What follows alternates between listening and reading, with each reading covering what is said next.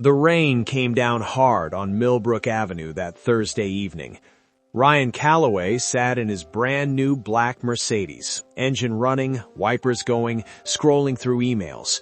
He was 43, a real estate developer, worth more money than most people would see in 10 lifetimes. He had built his empire by being ruthless, calculated, and never, not once, soft. That was when he noticed her, an elderly woman, maybe 75, standing at the bus stop with nothing but a thin plastic bag over her white hair. No umbrella, soaked to the bone, shivering. The bus schedule on the post beside her read, "Next bus, 45 minutes." Ryan watched her for exactly 4 seconds. Then he rolled his window down 2 inches and looked away. A young man appeared from nowhere. Early 20s, worn jacket, backpack over one shoulder, clearly just finished a long shift somewhere.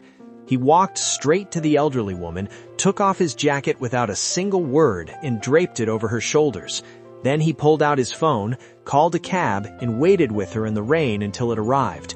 He helped her inside, paid the driver through the window, and stood there getting soaked, watching the cab disappear into the wet street. Ryan had watched the whole thing from his warm, dry car.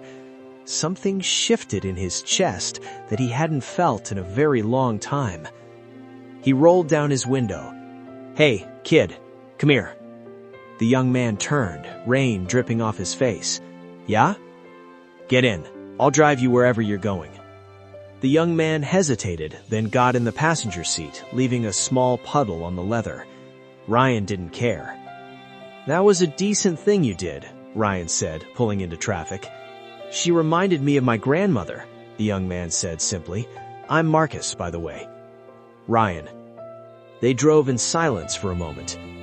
"Where do you work?" Ryan asked. "Warehouse on the east side, but I'm trying to get into construction management. Been applying everywhere for 8 months. Nobody wants someone without a degree." Ryan said nothing. He pulled up outside a tired-looking apartment block, and Marcus got out. "Thanks for the ride, Ryan." Ryan nodded. He watched Marcus disappear through the front door, still soaked, jacket gone, not a single complaint on his face. Ryan sat in the car for a long time after that.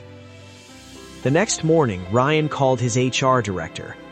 "I need you to find a candidate. His name is Marcus. He applied for an entry-level construction role about 8 months ago. Find his application." The HR director paused. "Any particular reason?" "Because I watched him do something last night that most of my senior managers have never done in their entire careers." Marcus got the call 3 days later. He started the following Monday.